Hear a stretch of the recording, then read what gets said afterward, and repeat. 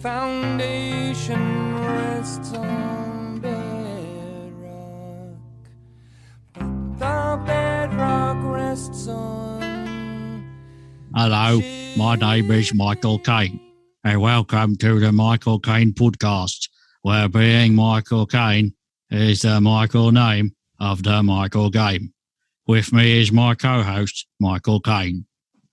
Hello, this is Michael Caine. I'm here to officially announce my tenure as Michael Caine in my Michael Caine-hood here on the Michael Caine podcast. You heard it here, folks. Michael Caine announcing his candidacy for Michael Caine on the Michael Caine podcast.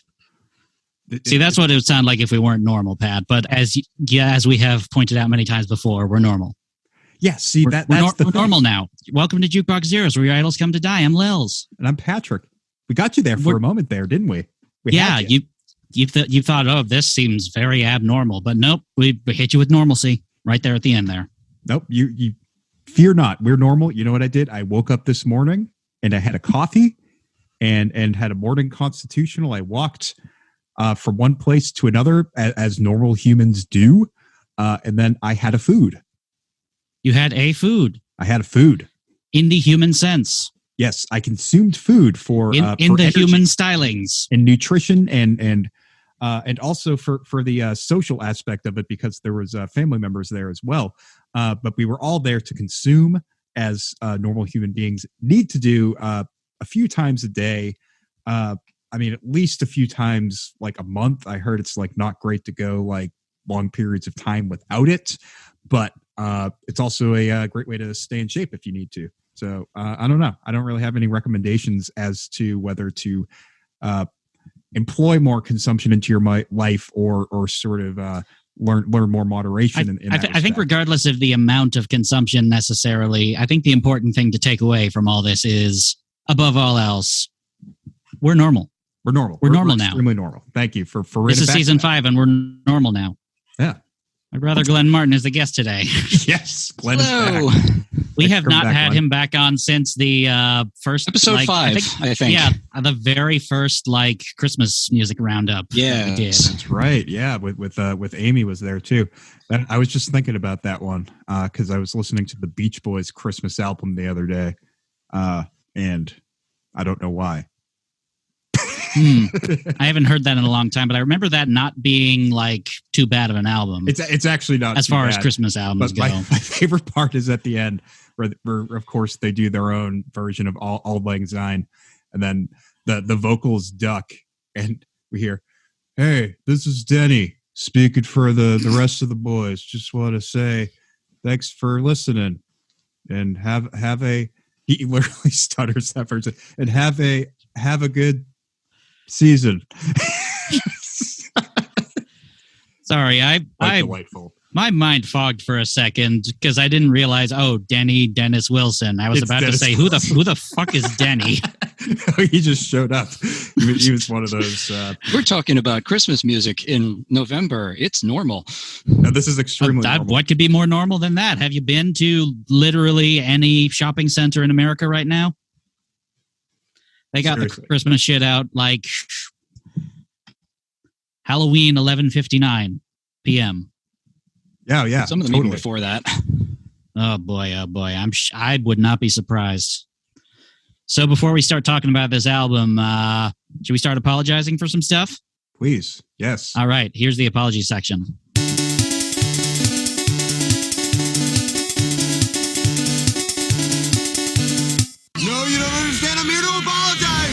You got anything you want to confess today, Pat? Wow, anything I want to confess? That makes it sound like you're setting me up for something. I didn't have anything in mind. Would you like to speak to the innocuous flower with your sins? The innocuous flower, which is not a camera. Yeah, anyway. I do. I want to speak to it. I want to address it. But those times will come. Not this week. Maybe next week. Maybe next time. Next time on Jukebox Zeros. I do not necessarily.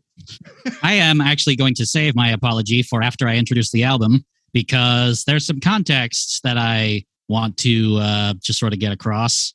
So why don't I just get into it? So this whole section was completely pointless now that I think of it. All right. All right. One of the more interesting and polarizing figures throughout the history of popular music is that of singer, multi-instrumentalist, and record producer Todd Rundgren. Throughout his more than 5 decades-long career, he came to be known for his sophisticated but often unorthodox music, which would often change in sound to match the times and often feature highly experimental elements, despite a singular focus towards mostly pop rock sensibilities. His best-known works include 1972's double album Something Anything, which featured classic rock radio hits like I Saw the Light and Hello It's Me, as well as a proto-power pop number, Couldn't I Just Tell You?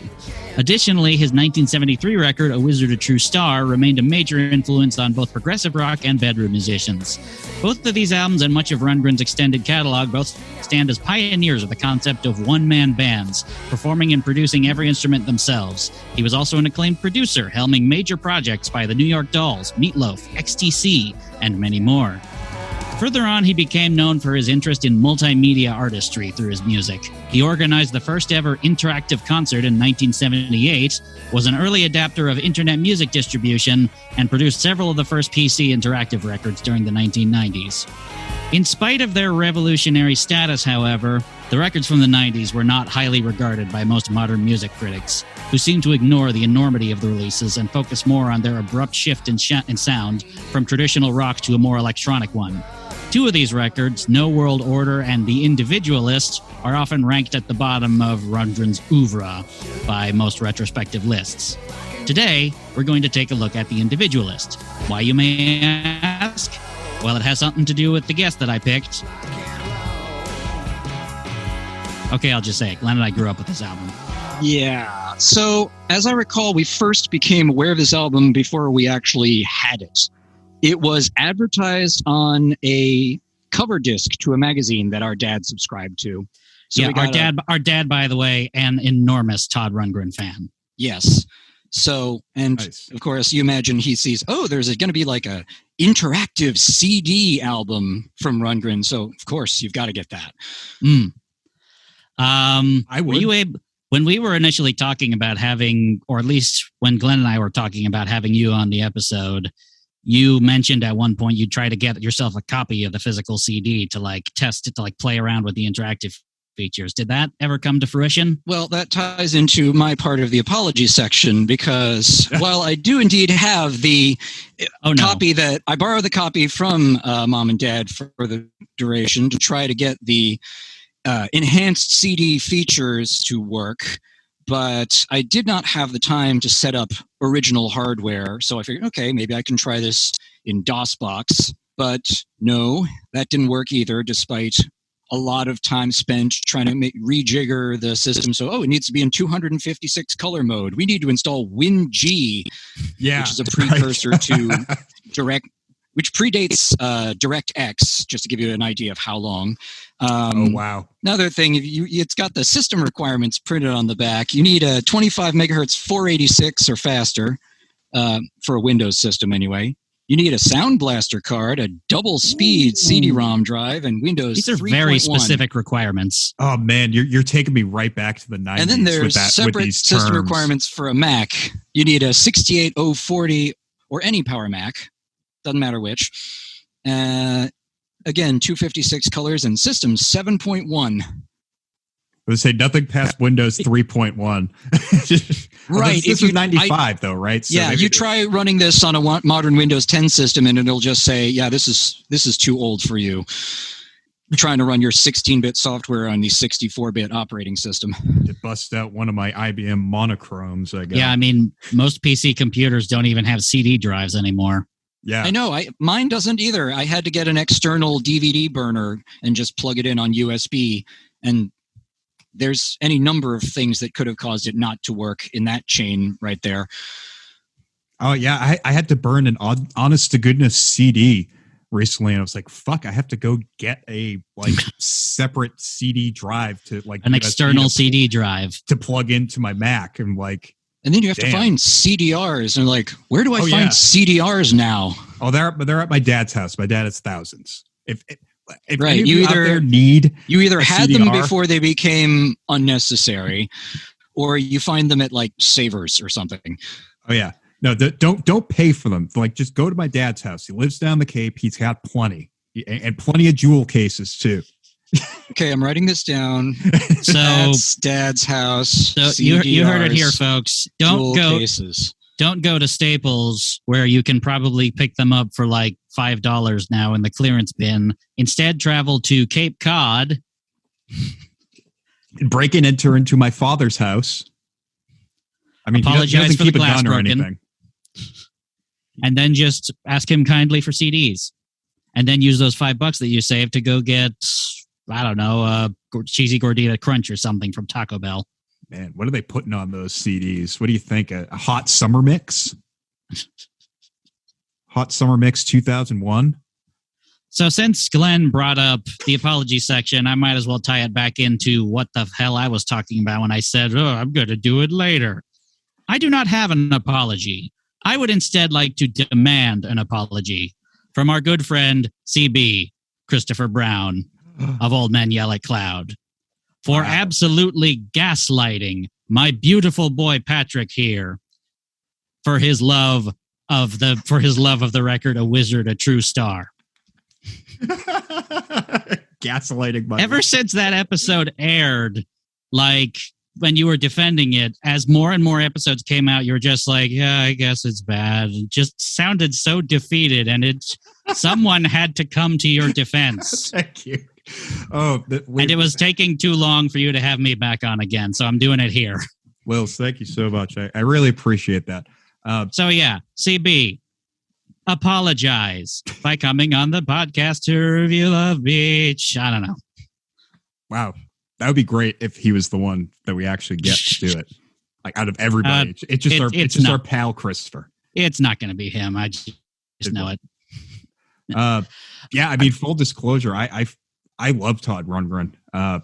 He's someone that I actually didn't get into until fairly recently, until I was like maybe in my early 30s or something like that. Just wasn't someone that my parents listened to, so I kind of had to discover him later on. And I forget exactly which record I started with. I think it might have been Herman and Mink Hollow, but I kind of like worked backwards from there, checking out some of his other records. And over the past like few years or so, I've become like mildly obsessed with him, and sort of like of this mindset that like he can do no wrong, and that's kind of a dangerous place to go down. Because he can definitely do wrong, and he's definitely done some dumb things, and perhaps this album might be one of them, but there's actually some a lot of things I liked about it as well. So this is going to be a very interesting discussion, because I have a lot of respect for this guy, but also like I see his flaws.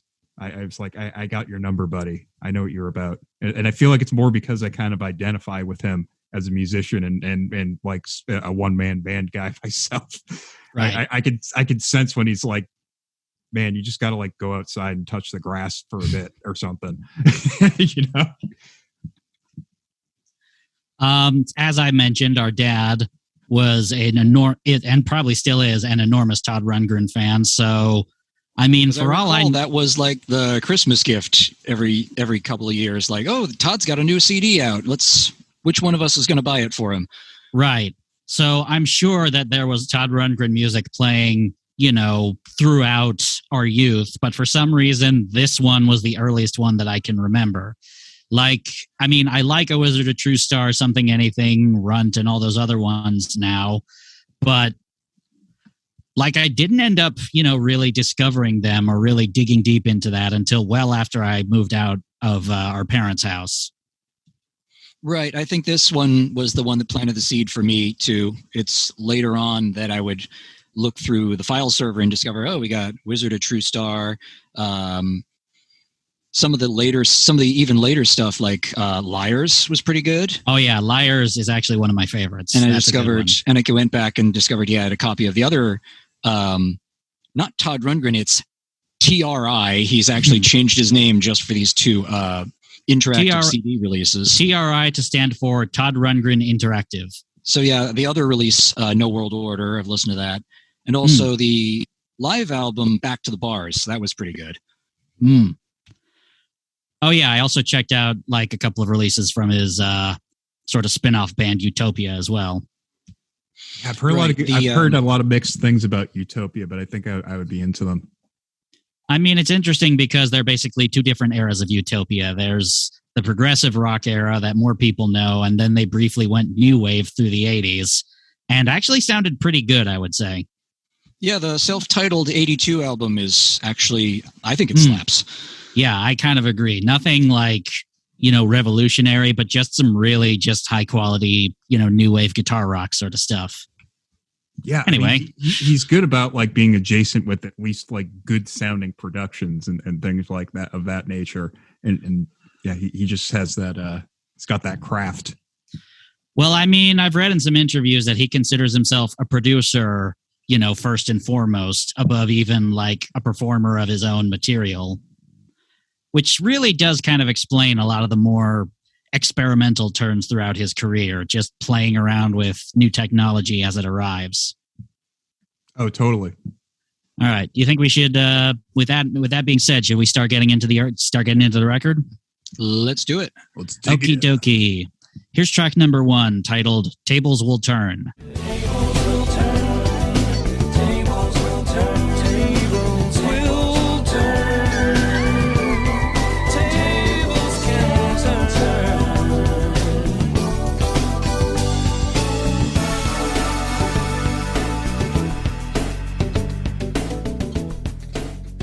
So a pretty neat, like kind of electronically infused sort of piece of just general pop rock.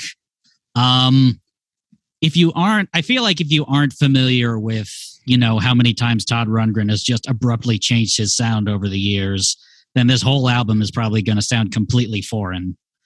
But like I would say it's just completely within Todd's wheelhouse just for how many times. Because like, as I've mentioned numerous times before, I used to work for a classic rock radio station. And if ever there was going to be a Todd Rundgren song, it was from like, this is the male Carly Simon singer-songwriter period. I saw I Saw the Light, or Hello, It's Me, sort of stuff like that. Right. If that's your conception of Todd, then this album is going to confuse you deeply. At the same time, though, like if it did confuse you, that would have meant you'd skip like, the bang on a drum all day era, which was also kind of a pretty radical shift. Yeah. So this, I'm pretty familiar with Todd's catalog up through acapella. That's about where I left off in my like big discog dive that I did a couple years ago. What year was acapella? And that's 85. So that's the one that he did. It's acapella. It's just him and a CMI doing it. It's all made by, sounds of his voice or whatever like that. Wow. It's actually, it was one of the first of its time. Speaking of, sort of revolutionary production things that he does. And it like wasn't bad either. There's a few, you would think it would be a lot worse than it was, but it actually was like pretty well done at points. So for me, like musically, I was kind of, locking into what he was doing harmonically with the music. It was not terribly different from what I'm used to from him. It's sort of, he has a certain like quality of chords that he likes to use that I was like hearing right away. And like, I felt right away, this sounded like, a Todd song. And then like his voice comes on and it's like, okay, yeah, that's Todd singing. This ain't bad. And then about halfway through, about halfway through, we get a rap. We get a little rap from our boy Todd. Okay, so here's a little bit of behind the scenes context. There aren't a lot of reviews of this or a lot of his other 90s records just sort of available beyond like retrospective, like Todd Rundgren ranked, this one wasn't very good, sort of things like this. One that I could find was from allmusic.com. It's not a Stephen Thomas Erlewine, unfortunately. They gave 2 stars to The Individualist in this review by Tim Griggs, who wrote as follows. Todd Rundgren, who is billed as TRI on this release, can usually be counted on to produce several pop music gems on his albums. Unfortunately, that doesn't happen here. It's not that the songs are bad, actually some are, but the songwriting is not up to Rundgren's usual standards. Some tracks are overly preachy. Also accentuating the negative is TRI's rapping, which permeates this release on several selections, especially the title track. TRI cannot survive the bad rap on the Individualist. And when I read that review, I was a little bit confused. It's like, okay, there's rapping in that one song that's later in the album. And then I finally got back to listening to it, and I was mortified at this section that pops up. This is the law, and we didn't make it. But daily we twisted and bended and break it. And the proof just a little, we understand it. We act as if it's just like we planned it. We're in a state of Oh dear. Oh dear. The review was right. There is rap See, on if here. you had actually listened to No World Order, you could have stopped him before, because he rapped on that one too. Oh no.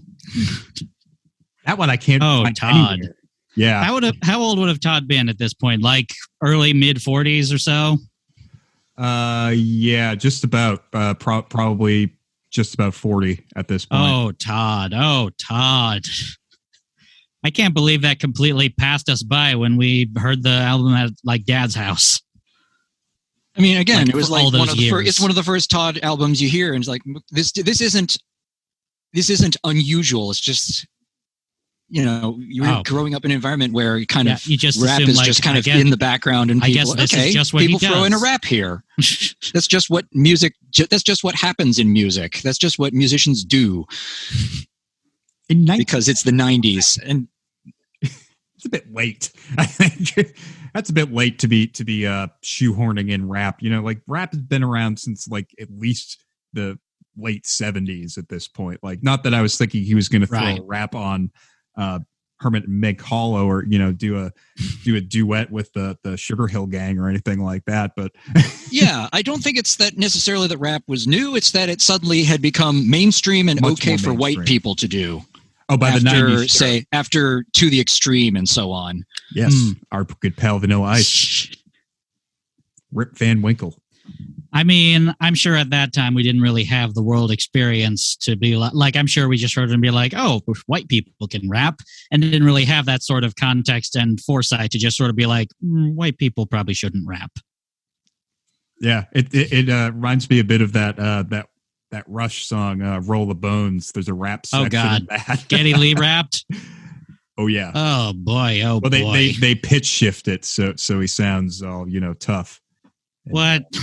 Yeah. I don't, Oh no. They lower the voice Why would you pitch shift Geddy Lee? because it wasn't deep enough. If he tries to rap in that like little high Isn't that voice, the whole selling point of Geddy Lee? Yeah, but he's got a rap, so he needs to sound tough, like he's from the streets. I think if you pitched him down, he would just sound like a normal guy.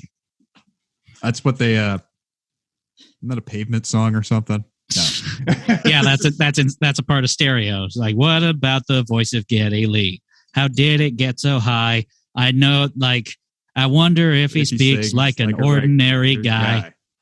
I know him, and he does. Oh, nice.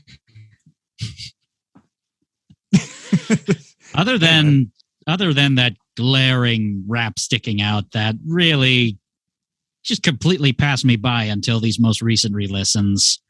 I don't think this is too bad of a song. I think it's sort of playing into this kind of, it's probably maybe a little bit out of date for like 1995 standards.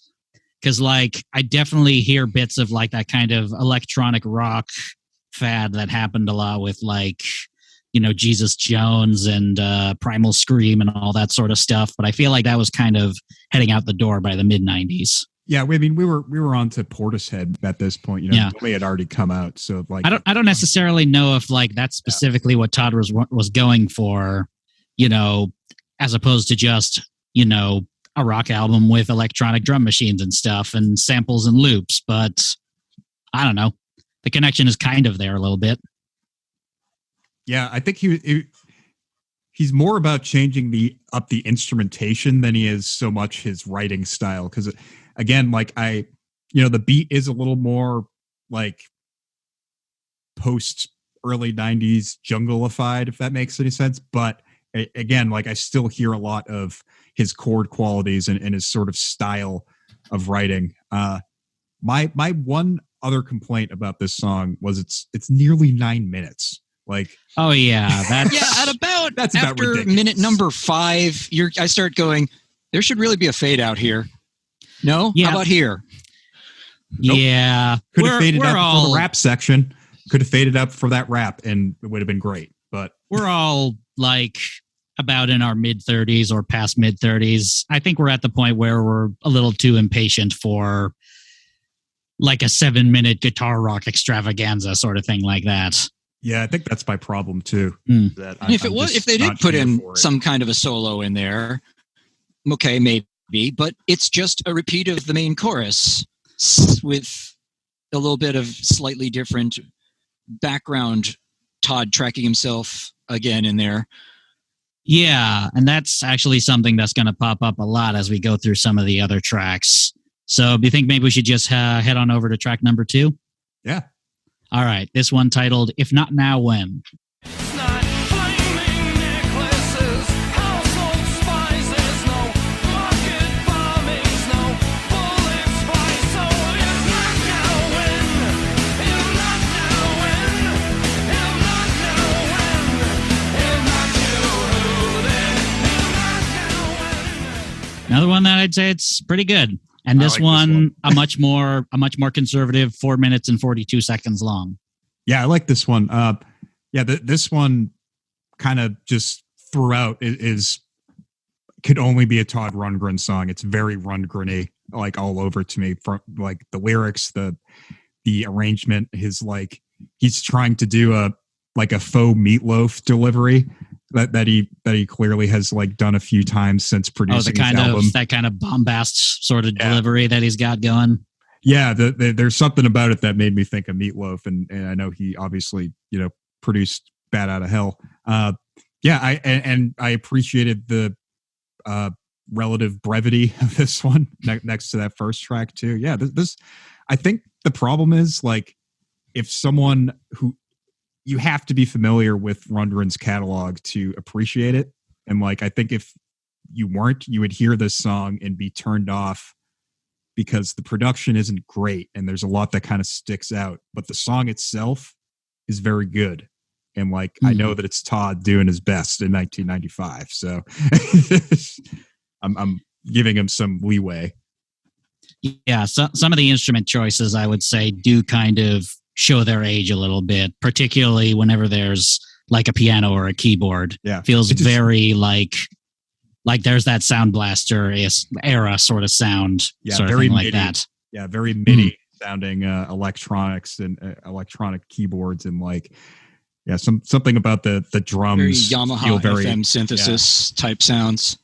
Another thing I noticed that dates the song is the reference to there's a reference to Bosnia Herzegovina, which I guess he's talking about the Yugoslav partition, which I guess was big news in the early 90s. So, it was. Yeah. So that was kind of happening around this time. Yeah, there's actually quite a lot of references to like 90s stuff as this album goes on, including this next track. Oh, yeah. Track number 3, Family Values. Are you counting heads? Are you counting things? What are you looking for? Isn't this no problem? 'Cause we got them. We already got them. We got family values. We got family values. Another pretty catchy one, I gotta say. Though now we're back to like 6 minute and 42 second long songs. I feel like sort of a inherent problem with a lot of the songs on here is that there's a lot of different ideas going on here, and they're all just being utilized, and none of them are like no one's telling Todd like, no, maybe you should cut this part sort of thing, or maybe this song shouldn't have like 6 choruses or something like that. The big difference I'm hearing between this album versus the most recent one I had heard before that, which was from like 1985, is that this one sounds like it was recorded in a DAW rather than a tape machine, because it's like all of a sudden, we have way more than 24 tracks going on at one time. And it's very clear that there's like 60 plus tracks of shit. There's lots of activity going on. Yes. And they each have their own bus, and they're each, there's something very like digital about what's going on. That being said, I enjoyed this song quite a bit.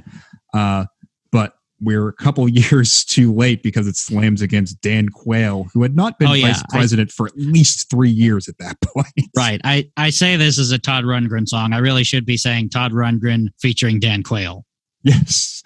Oh, that's right. So that quote is Dan Quayle. Okay, that's funny. That one it's peppered with Dan Quayle quotes throughout the whole thing. And then Todd at one point just goes, "Shut up."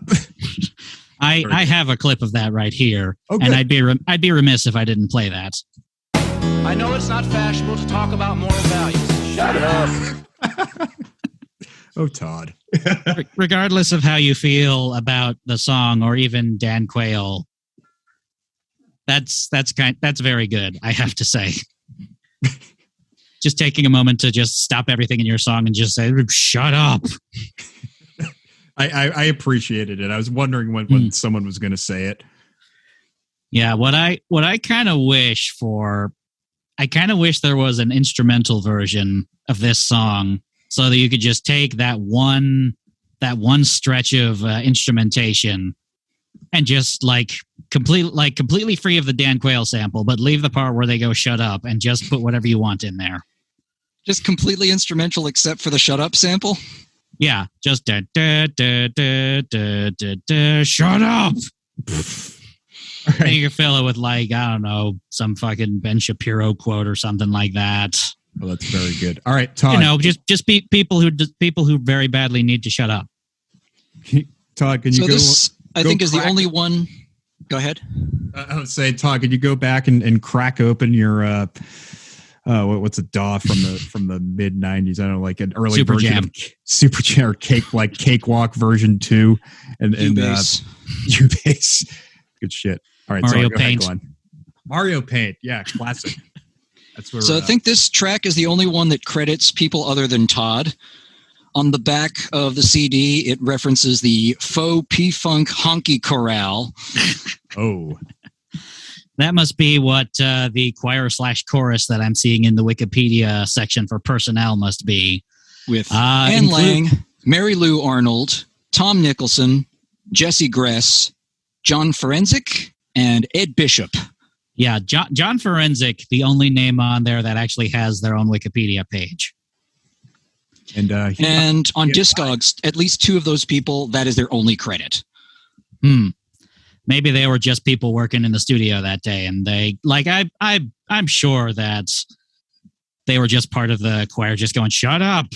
It has to be. Right. Who else could they possibly be? They could, I don't know. Oh man. Remember back in the 90s when saying something stupid would end your political career? They were good times. Rather than embolden it. Yeah. I think potatoes should be spelled with a W. God damn That it. wasn't what it was. I know. There's potatoes. Potatoes. Potatoes. You spell it like 2, so it's poo. You spell it like 2, so it's potatoes. Now we're just being silly. This is an incredibly accurate Dan Quayle impression, by the way. Yeah. I'm Dan Quayle, and I'm the vice president. Give me my potatoes and my Dunkaroos and now Dan, we talked about this. That's George H.W. Right, I figured. Here's track number 4. Nagada. Here's track number 4, The Ultimate Crime.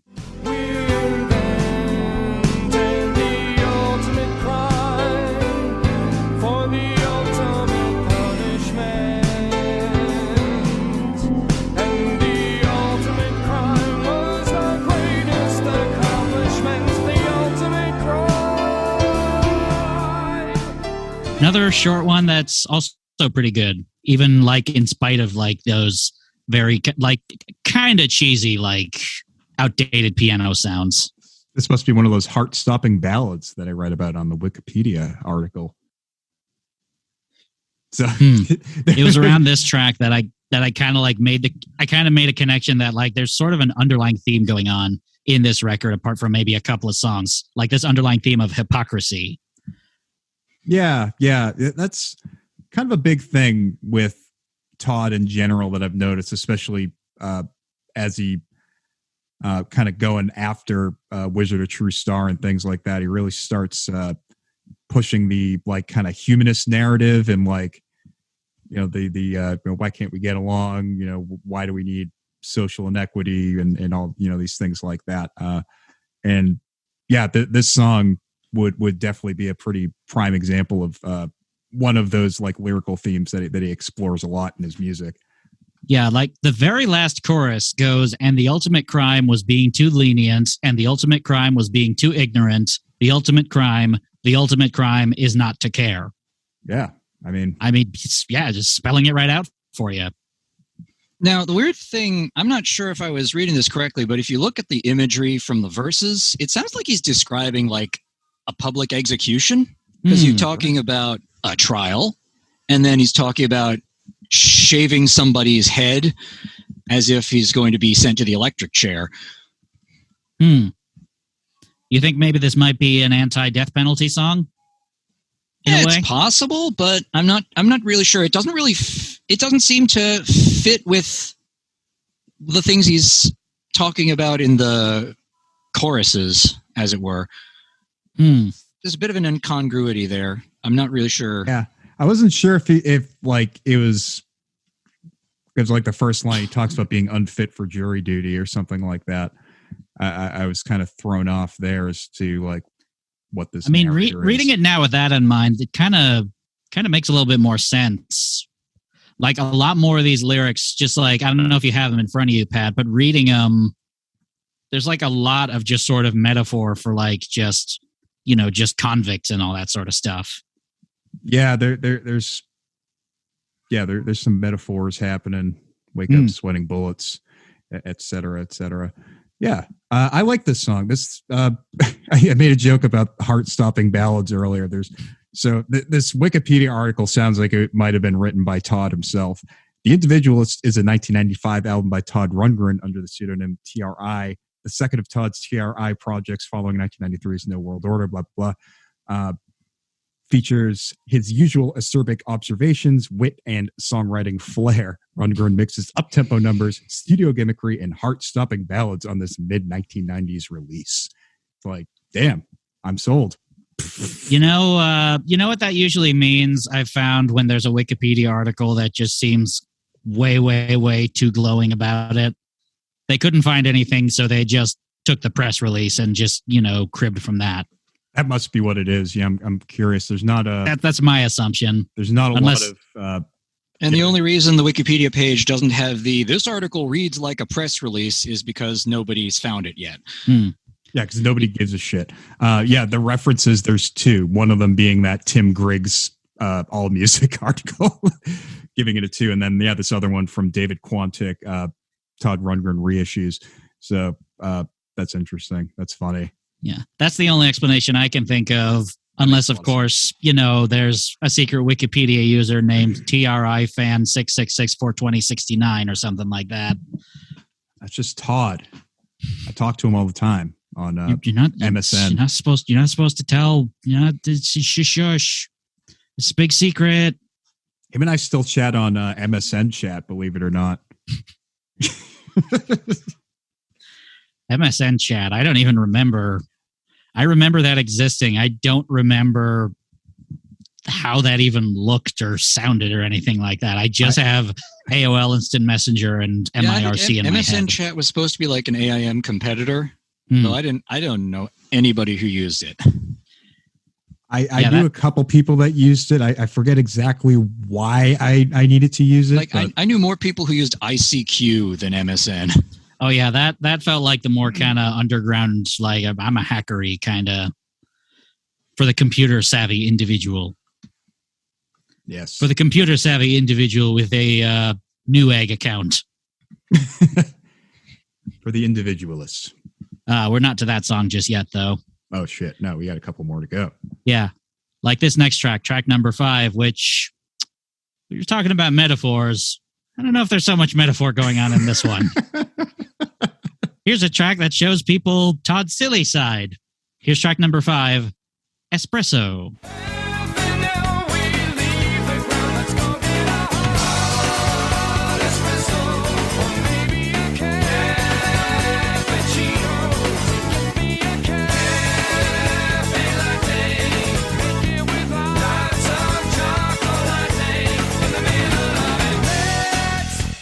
Okay, I don't dislike this song. I think it's perfectly charming, but every time I listen to it, I just think, what are you doing, Todd? It's like, I mean, like this song, I like it. I like the production and everything, but what are you doing?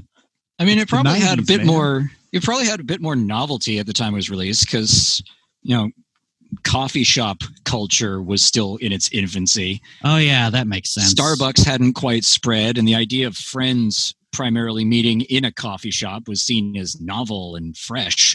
This was like the very beginning of that era for sure. This is like around the time I started seeing Starbucks and shit really start to fly up. Yeah, I hadn't thought of that. This probably would have been around the time when like espressos and cappuccinos were still considered like, really luxury sort of goods. Where and the not joke the sort of about thing. walking into a coffee shop and ordering just a plain coffee and the barista not understanding what you meant still had staying power. Throughout this whole thing, there's also like a lot of references to travel. So, which makes me wonder, maybe is this a song about touring or just some asshole jet setting around the world? I don't know. That I didn't catch, but it's got a good beat. That's all I care about. It's got them snappy guitars happening. Yeah, now that you mention it, I'm not. I originally thought the song was about a jet-setting band going on tour, but now that I reread the lyrics, I can't really seem to find any justification for that. And maybe it is just some guy going everywhere because he's got disposable income, or like he's on business trips or something. Which I feel like I'm starting to wonder now. Maybe if this is a song just sort of making fun of yuppies. Now that I think of it, because there's just all this. There's all this focus on like, all this travel and like luxury sort of stuff. And there's this singular focus and obsession with, what should be, I mean, probably more so now than back then, but, what should be a much more mundane subject, that being, just getting a coffee. I don't know. Well, maybe Todd just wanted to do a list of cities song like Johnny Cash did. Oh, yeah. Everybody needs to do one of those. I've been everywhere. I've been to Lancaster. I've been to Ayr. I've been to Crumsville. To Cape Cod to see Pat's dad. Yeah. I don't know, Dennis. Branson, Missouri to see Jim Stafford. Jim Stafford. It literally happened. No, here's another data point against the band on tour theory. It's the cities that they've chosen. Like, these are the kind of places that, like, near the end of the list, I think it just starts picking random cities that rhyme. Fit the rhyme. But like, if this was a band on a world tour, they would never go to places like Kathmandu.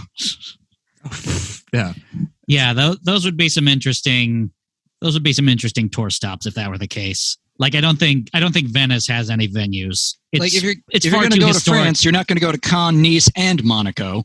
Yeah.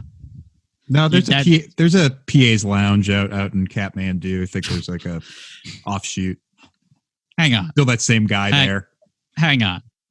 So not only are you telling me there's a PA's lounge in Kathmandu, but also that PA's lounge, that piece of shit bar in Somerville with the most asshole bartender you've ever met, is a chain. Yes. Not only a chain, but a chain that has international reach. That's what you're telling me. Yeah.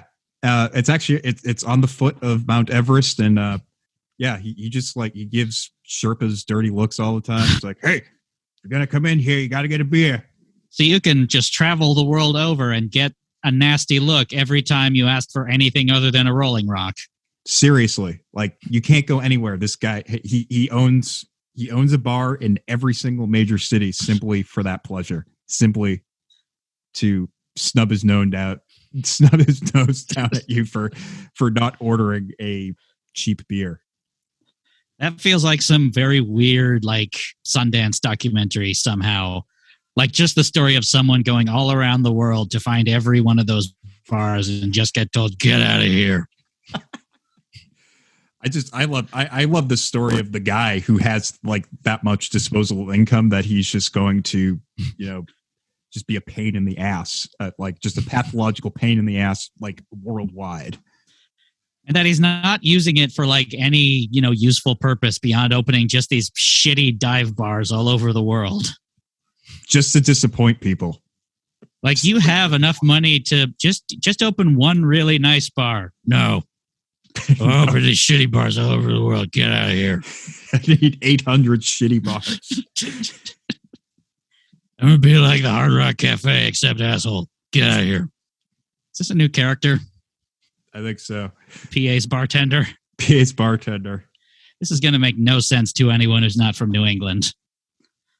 But our New England listeners will absolutely know 100% what we're talking about, because this guy is not necessarily one of a kind. There's plenty of others. And we don't have any concern about calling him out. Oh, fuck no. I don't give a shit. I don't live there anymore. On that note, Mark K jokes. Anyway.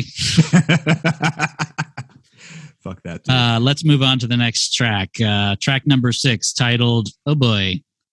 This is the one, the title track. This is the one that I just assumed was the rap track, and only to discover so many years later, oh, there's multiple rap tracks. But no, this is the rap track. Oh, yeah. Track number 6, The Individualist. There was a time when I couldn't bust a rhyme, had yet to hit my prime, cause my mind was such a young mind. And first you got to unwind the mystery of your soul. It's like a black hole, the gravity is too thick. You got to learn to lighten up a bit. It's such a frightening thing to realize every time you... Oh boy. I'm not... What else can you say but oh boy? Oof. And it's a well-produced song, too. Like, I also have a clip of the chorus, which I feel like it's kind of catchy. Like, here's the chorus.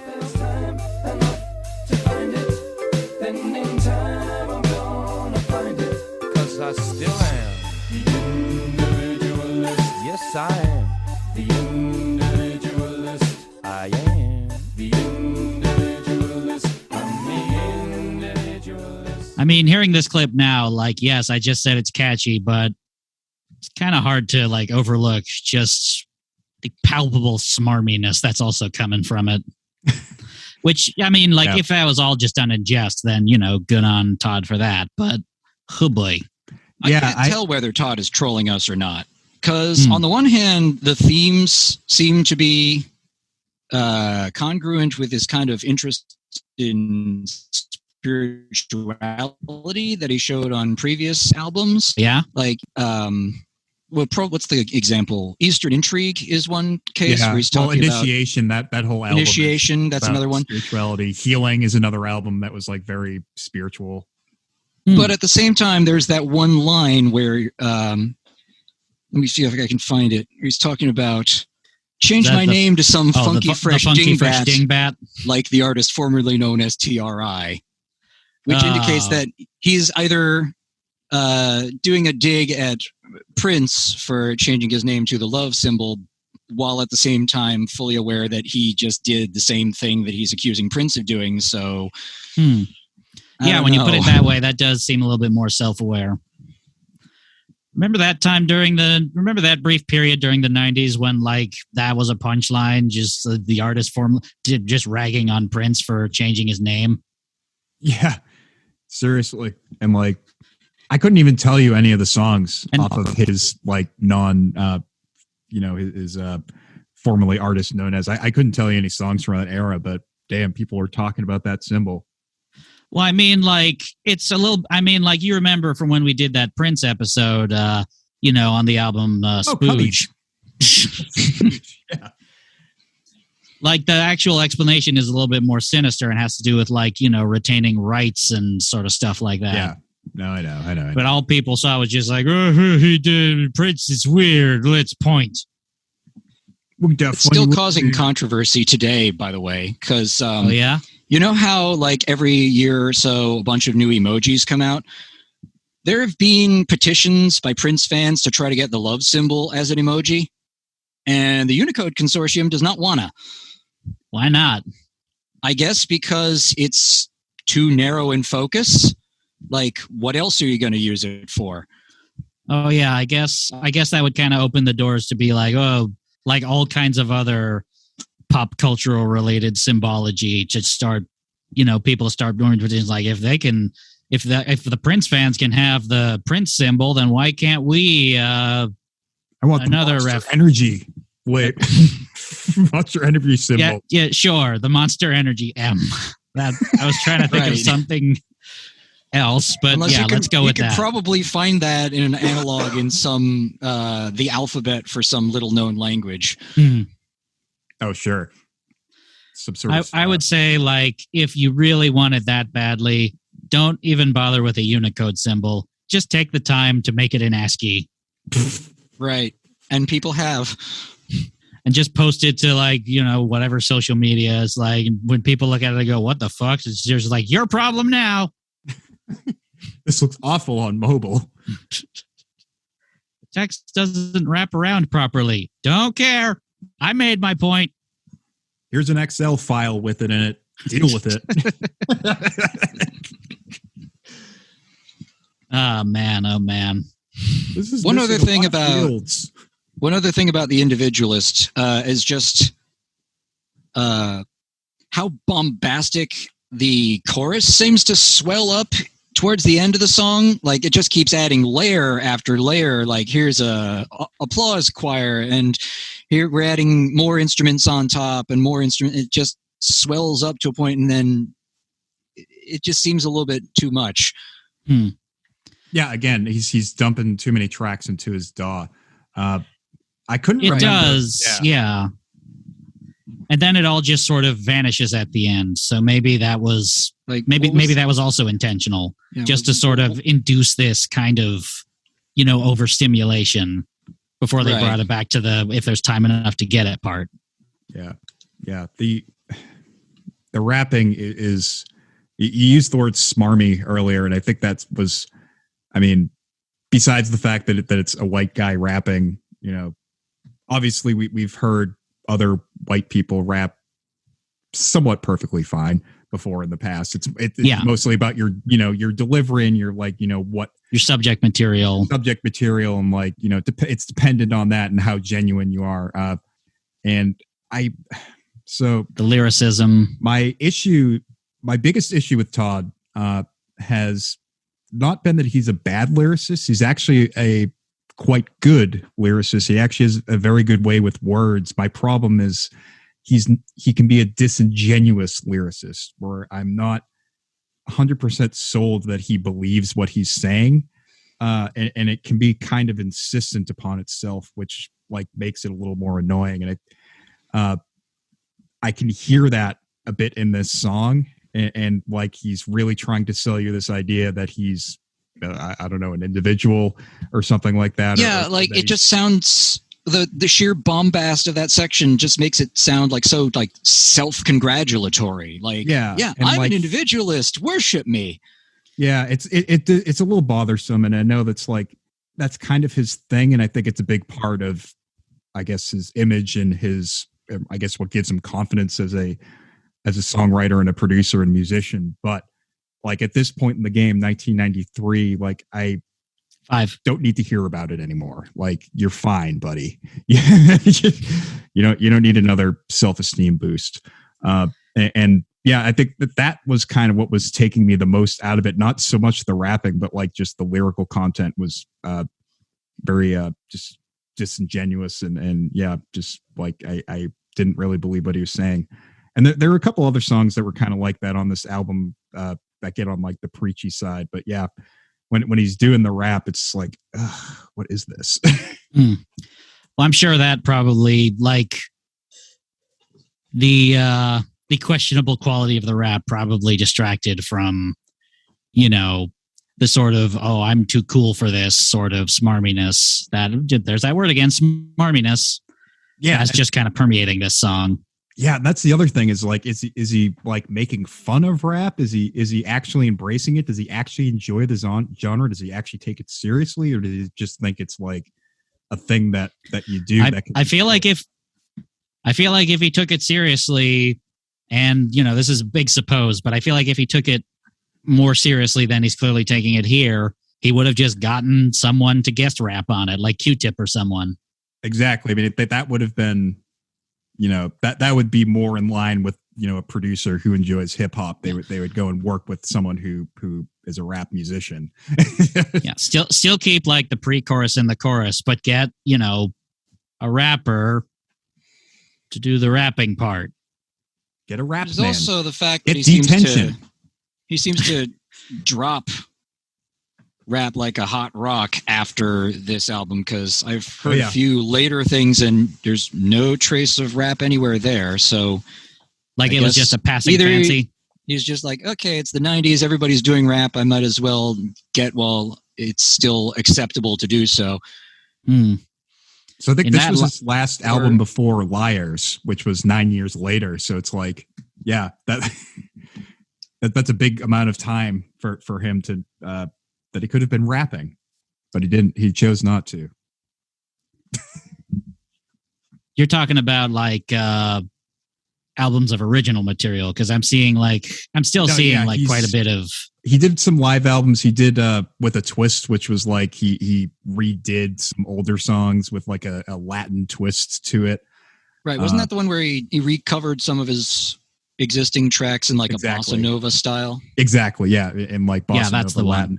I'm sorry, there were a few like internet, like you were talking about, like internet distributed albums in like 2000 or something like that, but they weren't like. Oh yeah, a ukulele cover of "Bang on the Drum All Day." Oh boy. That's where I Hate My Frickin' ISP came from. Yes, from exactly. One Long Year. Yeah. So I think that those aren't like necessarily canonical releases, but maybe they are now because of like internet streaming. But as far as I knew, Liars was like the first major release that he had done since this one. If these PRIs could be considered. If nothing else, it seems to be the first one of original material to be released via a label. Right. And like a proper, here's a new album of music, not just like a interactive game. Speaking of labels, looking into the discogs for the creator of this CD, Ion, this is the last thing they've produced. They only had like 4 releases. One of them was like a David Bowie interactive CD.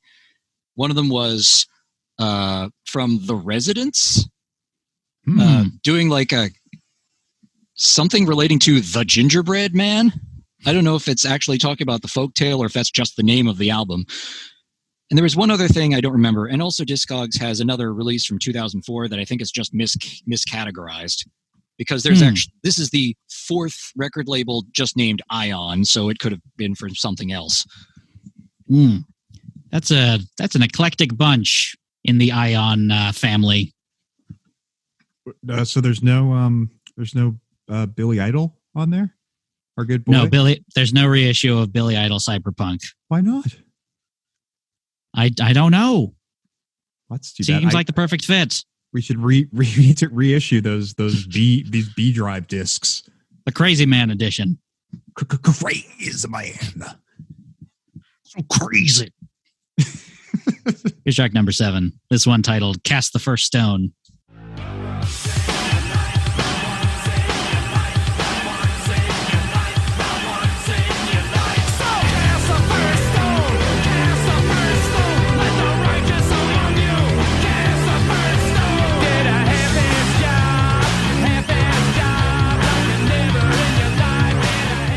This is his 9 Inch Nails phase. Exactly. That's exactly what I was thinking. It was like, ooh, he listened to Downward Spiral this week, didn't he? I joke, but this album's actually also pretty good. I appreciate it. Yeah, this is also where, speaking to you mentioned hypocrisy earlier. Yeah, I was just thinking that. It kind of brings that back around here. Not just the hypocrisy, but also anti-religious Todd. Because that becomes a theme on some of his other albums. Yeah, I remember that being a major theme of, like, a major part of Liars as well. Yeah, there were at least 3 anti-religious songs on Liars, and 93's No World Order had a song that was called Fascist Christ. So, yeah, it gets pretty clear-cut there. Yeah, this song I feel like is pretty good. Like, I especially love some of the synth work on it. Just those slow burning, just kind of fading in, like, especially in the chorus. That's, I want to say that might be, I don't know what kind of synth it is. Kind of sounds like a 303. It's just sort of fading in, like sort of thing. Yeah. I mean, it's risky. It's a risky track, and like his vocals don't always sound like it fits, but I really appreciate that he went for it. And because of that, overall, the track won me over. So I was here for most of it. And like I said, it sounded like he was listening to some Nine Inch Nails, which is cool because they take a lot of, at least Trent Reznor takes a huge influence from Todd himself off of Wizard of True Star. It was a big influence on him. Oh, yeah. So it's good to kind of have that like full circle influence come back around. I'm sure he had heard that and went out and checked his discs. All of the Trent's discs. Trent's discs that he got from your dad. Yeah. He stopped by my dad to pick up some jewel cases and CDRs to upload his demos onto. Like, I got some new things I've been toying around with. I want to listen to them in my my Pinto. Took a Sharpie and just wrote Trent's rad fucking mix. Yeah. I mean, I that last song isn't mine. It's that Stabbing Westward song I like. I don't know. I just shouted over it, like, what would it be like if I sang on it instead?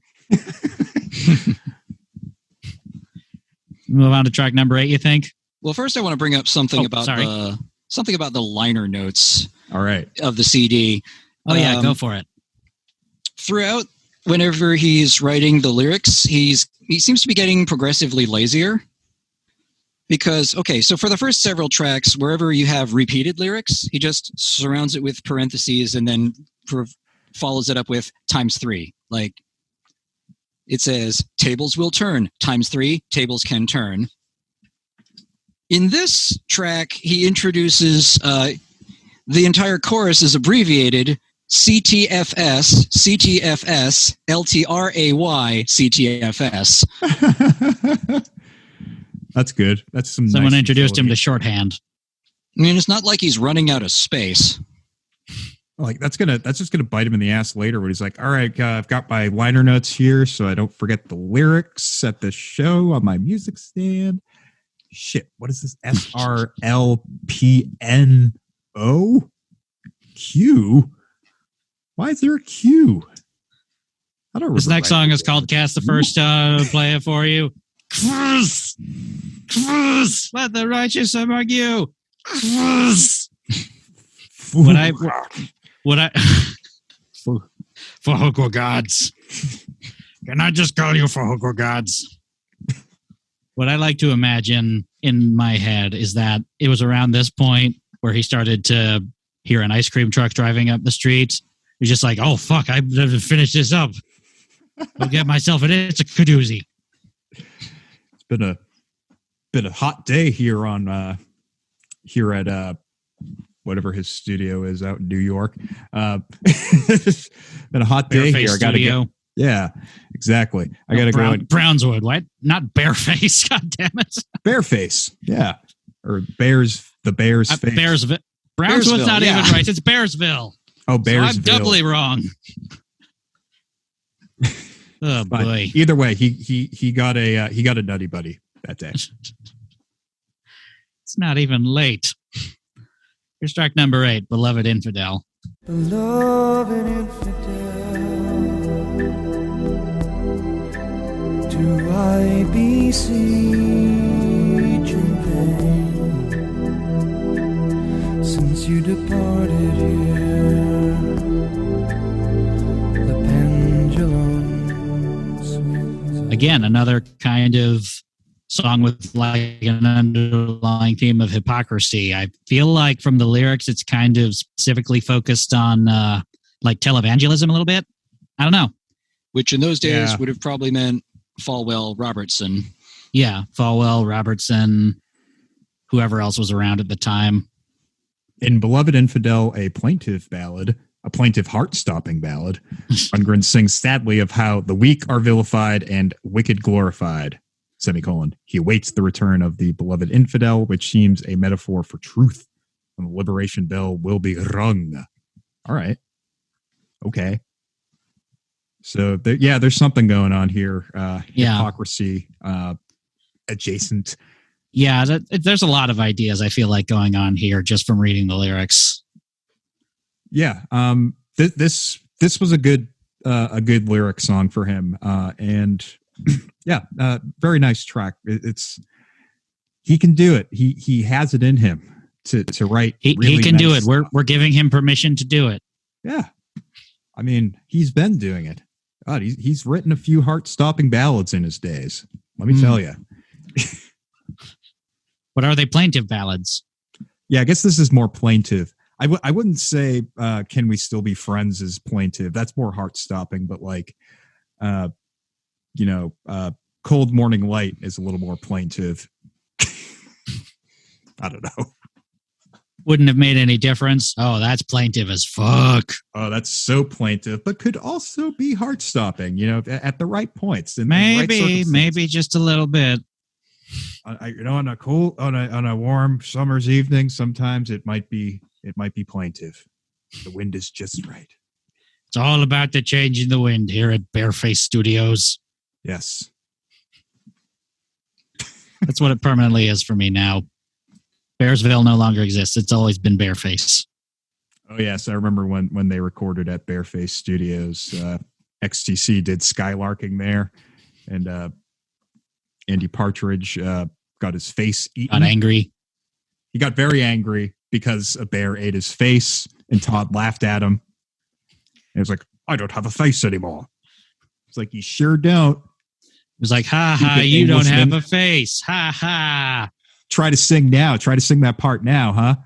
We're gonna get John Forensic. This guy doesn't have a face. Let's laugh at him. Okay, Todd. Ha ha. Hey, guess what? We're every time you complain, Andy, we're going to give Colin another song on this album pretty soon. And if you really piss me off, it's going to be the hit single. Oops. This must be why they say Todd's such an asshole in the studio. Has nothing to do with like working people too hard or anything. He just makes fun of people's faces. Yeah, no, it has nothing to do with, expecting too much in the studio. It's always about the face and like removal of it. And it's sort of a trick. He takes people's faces and laughs at them for it. It's like, all right, I guess I'm singing this take. Sorry, guys. Let me get behind that microphone. I can do an Andy Partridge impression. Sure. My Andy Partridge. My face! Excellent. Very good. I quick acting to YouTube arms. Anyway, here's track number 9. Let's move on to that. Track number 9, Temporary Sanity. 'Cause it was just another sneak attack of temporary sanity. It was a pleasant stay, but now I'm back from temporary sanity. This is another one that kind of has a good swing to it. It's good. It's good Todd stuff. Like it's good. Very good. I don't know what to say. I'm glad I listened to it. It's also one that has another rap section in it. I did not save a clip of that though. That's fine. I don't even remember it, to be honest with you. It's not terribly different from Tables Will Turn per se, or like Family Values in terms of like the feel and kind of. Yeah, it sounds like it has largely the same instrumentation. Yeah. Like it's a lot of the same things kind of happening, and it's 6.5 minutes. It's pushing it. It's unnoticed. It's long. It's a case of using every channel in the DAW because we can. Oh yeah, and we throw them each through a reverb. Sure, we're not gonna give a shit. Ram be I damned. mean, I feel like there was a lot of, similar sounds, like as far as like, the VSTs or whatever were concerned. Like we definitely heard that same sort of like glissy piano sound on more than a couple of the earlier tracks for sure. And that's not necessarily a fault of its era either. I mean, that's, the typical recording techniques. You went and laid down the same piano for every single song, for instance. So like it would sound the same, or you'd go, plug into an amp and use that same amp on several different songs or something like that. Do it all on the same day. But feel like maybe there was some sort of instrumentation theme he was trying to create here, and just sort of there's a lot of kind of like DI sounding guitars, direct in guitars that happen that date it a lot as well. But it's a good song. I don't know. It's fine. I don't even remember the rapping, which it says there has a rapped middle 8. And it's a protest against the insanity of the human race's obsessions with war and vanity, according to Wikipedia. Yep, that it does. All right. Well, I did, and I probably should have gotten a clip of that, but I didn't. Listen to it yourself, guys. Find we can't hold our hand. We can't hold your hand for you all the time, listeners. No, we've done this for enough seasons now. You can do this on your own. You can listen to a song on an album. I think you can handle it. If you know the middle 8 section and you want to rap it for us, actually, that would be great. That'd be really cool. Yeah, that's why you listen to podcasts, for us to tell you what to do with your time. Yeah. When we have many tips for how to improve your lives. We have tips. We have tricks. We're normal now. Oh, we're so normal. You know what I do? I don't keep jars of vinegar around anymore. That was an abnormal, maladaptive habit. No, that's season 4, Pat. Now you're in season 5 now. No. Normal Pat. I do not keep them around. When I'm satisfied with them, I dispose of them quickly. Usually after a couple days, and that's fine. It's completely normal. I've read that this is completely normal. My doctor, who is a scientist, said that it's completely normal. Sorry, I was just watching Glenn's screen while you were saying that, and he looks like he's looking for the exit. I don't blame him. We got one more song.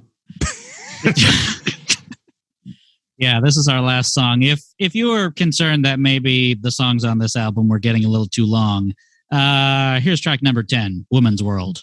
'Cause it's a woman's world. I was not asked. I was not coming from the tent, but I must admit, in most ways, it's the thing that I wanted. It's a woman's world. Don't get excited. It's a woman's world. This one I feel like was also pretty good. It's got like a message that everyone can get behind. Like, oh, the men fucked up. It's time for the women to take over. Though a part of me wonders if maybe this is just very late, penance for "We Gotta Get You a Woman." Yeah, seriously. Yeah, he's had a couple more than that. There was that one. There was a song called "Slut" off of something. Oh yeah, last track in there. There, one of the songs off the what was it? The Ballad of Todd Rundgren was basically a direct response to "We Gotta Get You a Woman." That was basically like, "Come on, girls, take a joke." Like that was the theme of the song. So I wondered when I saw the song title, I was wondering if this was like, oh, great, this is our like standard issue mild misogyny Todd Rundgren track that we got going on this one. And then I was kind of pleasantly surprised at the more perspective lyrics that were happening, unless I completely missed it. Yeah, it does seem to be a little. I mean, the bar is pretty low from "We Gotta Get You a Woman," but it definitely seems to be, at first glance, a bit more of a progressive and, frankly, sort of, much lighter sort of, take on that. Like, I have a favorite line in one of the verses that I never really picked out, because I'm not very good at picking out lyrics until I started reading it. Verse 2 goes, "She will outlive me, that's for certain. It's a statistical fait accompli. And when I make that final curtain, she'll write an embarrassing book about me. I remember that line. Very good. I hope it does happen. You idiot. Where'd this come from? Nothing. I love Todd. I'm sorry, buddy. I love you, buddy. It's all good. I noticed that kind of progressivism does, again, kind of date itself because it sounds kind of like, the tenor of feminism of the mid-90s. Like, if you were to compare it to when it was someone would write a feminist anthem today, you would not see a lot of commonality. Yeah, the feminism of the 90s was probably comparably, slightly more toothless than than feminism as it applies today. It's like a different wave of, the women are in charge and that's okay. That's, that definitely dates the song. Well, I think like the I'm not going to speak to feminism very much here, but like third wave feminism was a lot more focused on like women in the workplace, being a girl boss and stuff like that. Whereas like, the newer wave kind of is, includes that, but also is very critical of corporate culture and shit like that. And just in general, if one was about women, one was about women in the workplace and girl boss, and another one was like, please stop passing this legislation that outlaws my own personal freedoms. Yes, please let's not regress back another 40 years. In the name of religiosity. And there's also the line at the end where he talks about, I'm trying my best at being a ladies' man, which, again, might have sounded a bit more progressive at the time, but now it just makes him sound like he's turning into a pickup artist. Yeah, that's a term that I feel like that's a bygone term. I also have a clip specifically, like, I don't want to say it undercuts all the progressive things that he said, but it does kind of feel like, Todd looking at this whole thing completely wrong in a way. Here's a clip of the bridge. If you can't make out the lyrics, I'll basically be telling you what he says in a minute. But anyway.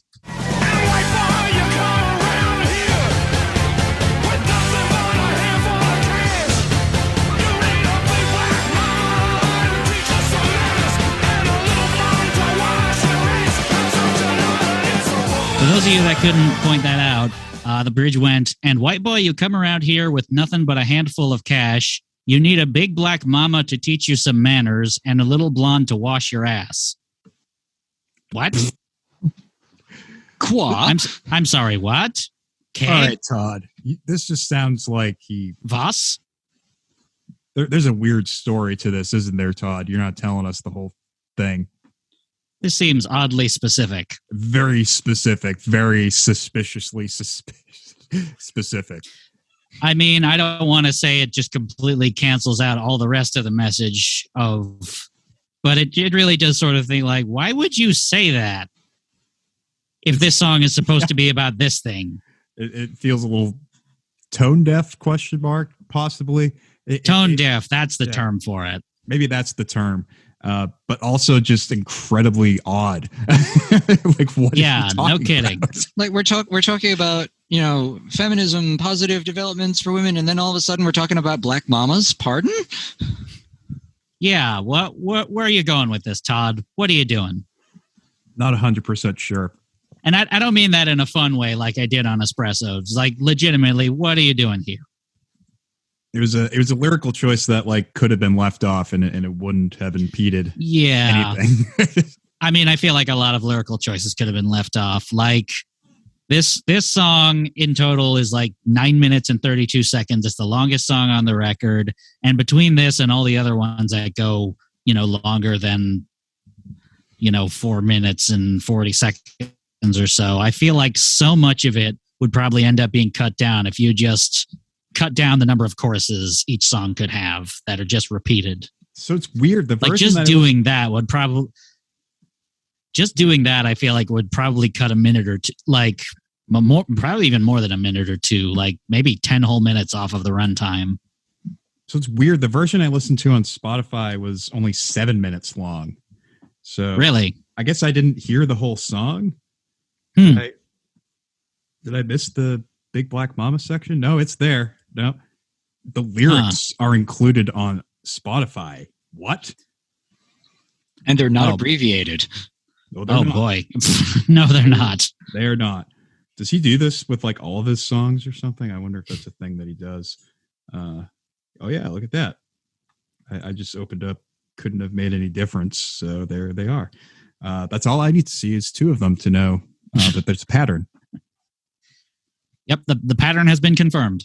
No, but like as far as I know, Todd is actually like pretty involved with his Spotify page and like builds playlists and is actually active on it.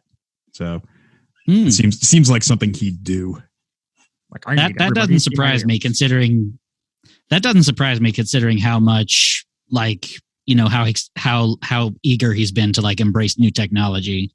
Yeah, I think I could see him just sort of taking that opportunity. It's a new, venue to showcase his shit, I guess. And right. Like I said, like he has, it looks like he has lyrics on included in all of his albums. I remember this past fall, he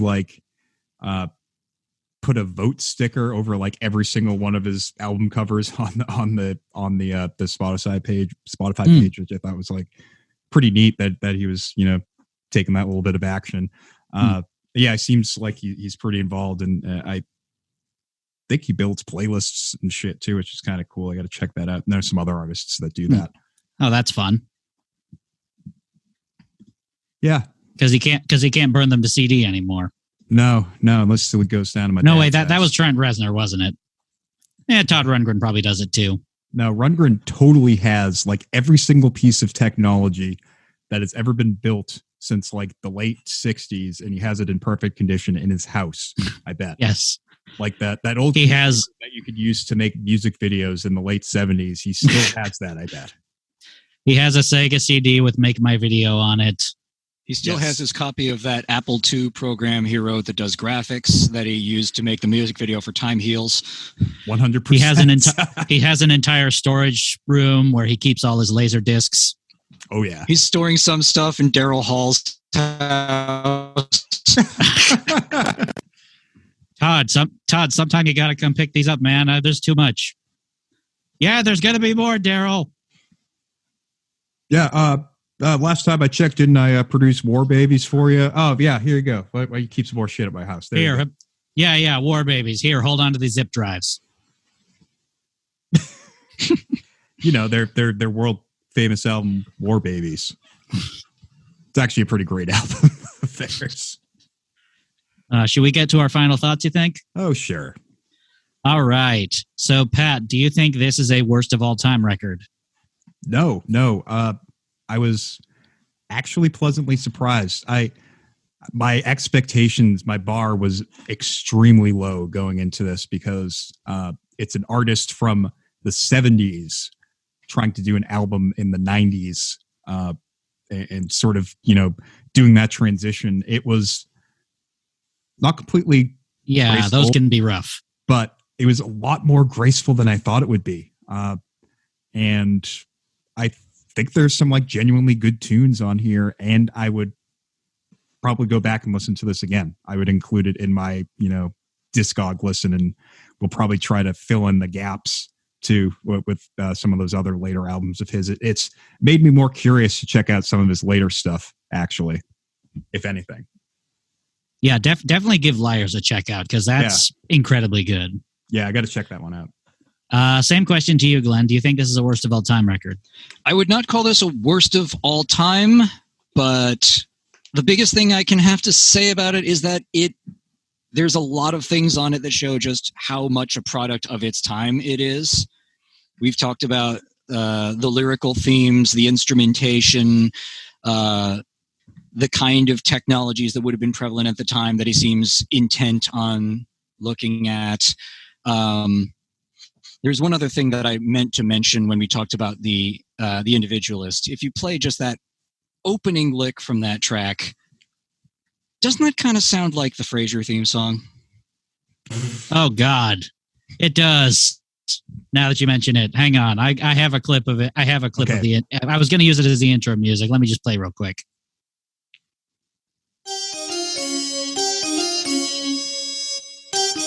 Oh, for God's sake, Niles. Yeah, it kind of is a little similar to it. I don't know if anybody told you, Fraser, but I've got a special answer meant just for me. Wow, that was a pretty good, what's his face? David Niles? Pierce. Hold on, I'm waiting. Oh, what do you got? What do you got, Pat? Wait, what the fuck is this? Did you find some like extended mix? Oh, here we go. Yeah, did you find the dance mix? I think I did. Here we The Frasier theme song? Found the proper one. The State of Trance extended mix?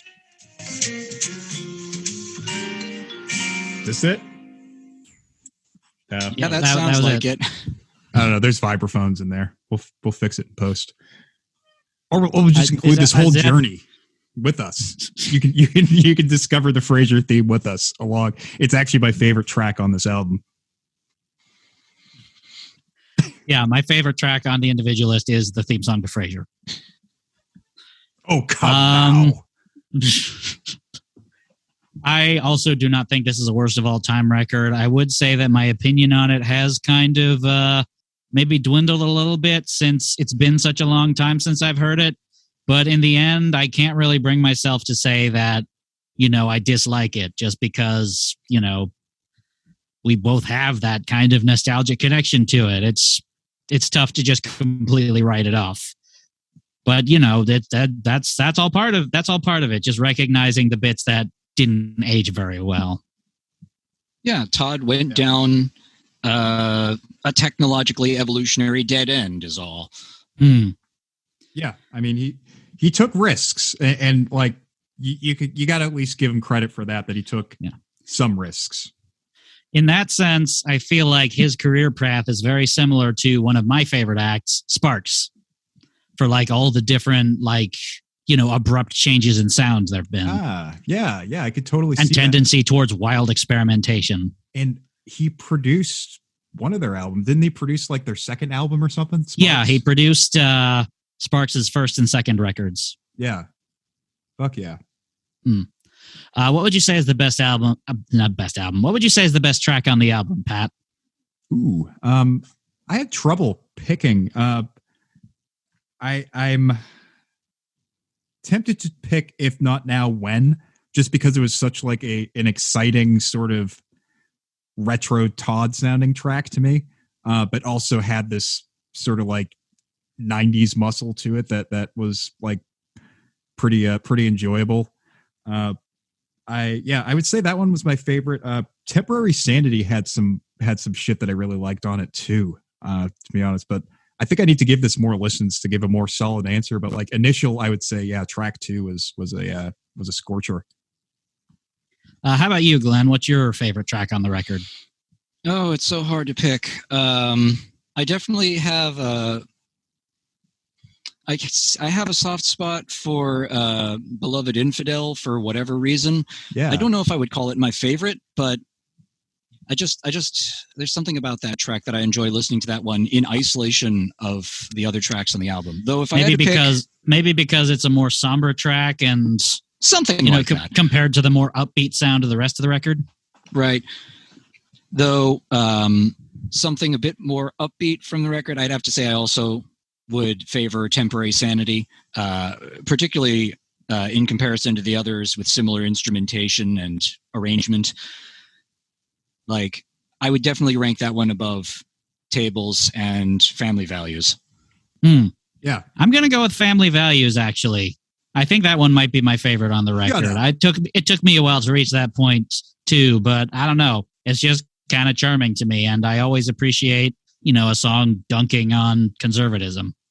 Yeah, you got to at least appreciate that. The Shut Up is very fun. And what the heck? Let's hear it one more time. I know it's not fashionable to talk about moral values. Shut up. What would you say is the worst track on the record, Pat?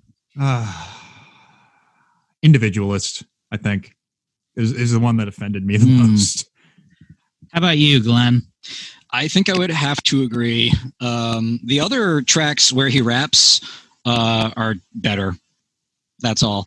This one, And just that plus the self-satisfied attitude. I don't know if he's putting me on or what, but I don't like it. Yeah, all valid. Yeah, we're in the hand-holding club there because my pick for worst is going to be Individualist as well. And it's entirely on the back of the vocals and the vocal delivery and all that sort of stuff, because the actual song itself, the production kind of slaps, I would say. A lot of the production on this record kind of slaps. Yeah, that one was slightly less reverb heavy and felt like he was trying to do some hip hop, the drier sort of hip hop production. So there's an appreciation there for what he was doing, but just the overall execution pissed me off. Yeah, throughout the whole thing, he shows how much of skill Todd has as a producer. It's just that what he's producing has issues. Yeah, there's a sense of he might have gotten too big for his britches, or I can totally do this. I can do this. I'm Todd Rundgren. I've done so many things. Why not this? And then he quickly figured out that he probably should not dip his toes in that water. Just went message received. I'm going to take a break for a little while and come back in 2004 and wear a bunny costume. Oh, I love the bunny costume. I love the album cover is just somebody fucking took a picture of him on Easter morning being a doofus. He has a look on his face. He has a look on his face where he's just like he didn't want the picture to happen. He's just sitting with his basket of eggs and Easter bunnies. It's what are you doing here? Get out of here! Is that camera? So if you look at the liner notes for Liars, you see that he does pretty much the same thing that he's trying to do on Individualist. He's trying to play all the instruments, do all the arrangement. But you can totally tell that with 9 additional years between those two, that the effect works out much better. Yeah, a lot can happen in 9 years. Well, the 2000s were really sort of about for older acts, at least, were about the return to form album, and a lot of artists were doing that around that time. I'm not surprised that Todd reverted back into doing what he does best, and it's a lot easier to do the retro thing now than it was in the 90s. You could get away with it a lot more now. You could sometimes get away with it. Sometimes. And it depends on the era too. Yeah. I'm not going to do a retro new metal band. Yeah. I don't think that's going to impress You're not forgiven, Greta Van Fleet. Oh, they don't count as anything. They're not even a real band, guys. What are they? I don't know. Cartoons? Oh yeah, just to get this out in front, even though literally no one has asked us to do this, we're not going to do the new Greta Van Fleet album. No, what the fuck? No one's asked us to do this, and I'm pretty sure no one wants us to. But we're not going to do it. We're not going to. We know you want us to do that, even though no one said they wanted us to do it. But we're not gonna. We're not going to that. Fuck that. No, I'm not doing that. I'm not listening to another note of that band. Thank you for being a guest on the podcast, Glenn. Thank you very much for having me back. I'd love to do this again. Oh, totally. Maybe, hopefully, sometime I'll do it in person again sometime if Pat ever gets set free from the chilling embrace of South Carolina. That'd be nice. That time we had in the Smell Cave was a fun afternoon. Yeah, it was. I miss that place. I do miss that place sometimes. It was a nice place. It was too expensive. That's the only reason why we moved. They raised the rent, and they were like, "Nope, we're moving to buttfuck air." I guess, but it was that was a sweet place. And then you destroyed air, and we're like, "Nope, we're moving to buttfuck South Carolina." That's exactly what happened, and pretty soon this state will be. I'm going to have to leave. Wherever you go, you seem to leave a path of destruction in your wake. Yep. Watch out, Missouri. You're next. You got anything you want to plug? You got anything you want to plug, Glenn? No, I don't have anything. All right, Pat, you want to plug something? Not this time. I'll save it for the next episode. I'll say check out all the other podcasts on the Zero Science Network. Your Old Men Yell at Clouds, your Clamshell Case Files, etc. Clam Shell Files. Clam bake files. Yeah. Good stuff. I actually have an EP to plug as well. I did a collaboration EP with my friend Kofi Edzi, who raps under the name Kofi the Spider-Man. And that record, titled February 21st, has come out on Grimalkin Records. So go check that out. It's like noise rap with like some really just sort of like lots of glitchy industrial sort of sounds and stuff.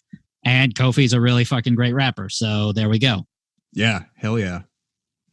All right.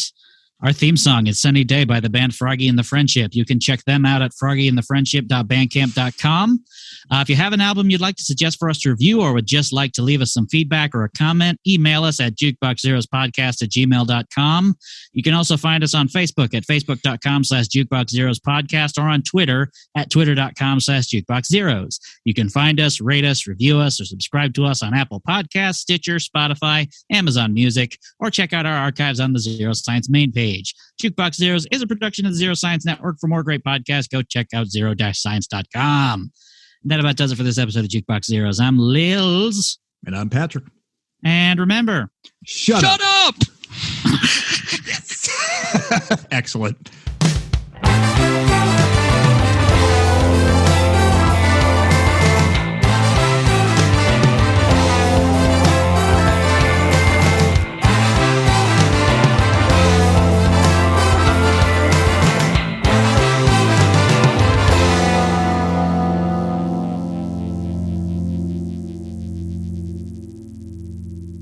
Science. Now available in podcast feeds. Don't miss your chance to join three friends as they unpack movies from their childhood. I'm just gonna watch you die. What was this film rated again? PG. And decide just how traumatic they were. That is how long they're stabbing him. I giggled through that scene because it was so uncomfortable and weird. In Clamshell Case Files. Starring the bad boy of podcasting, Quentin. I mean, if my dog killed another dog, I would protect him by burying that body, but I would never kill the dog myself. Girl Friday, Bridget. I just want to apologize to Samantha Mathis that I have been maligning her breasts for decades. And America's sweetheart, Matt. Where a giant toy elephant is blowing snow out of its hooter nose thingy. Trunk. All over the building. You're invited to share in the magic of Clamshell Case Files. Available from the Zero Science Network, wherever you download podcasts.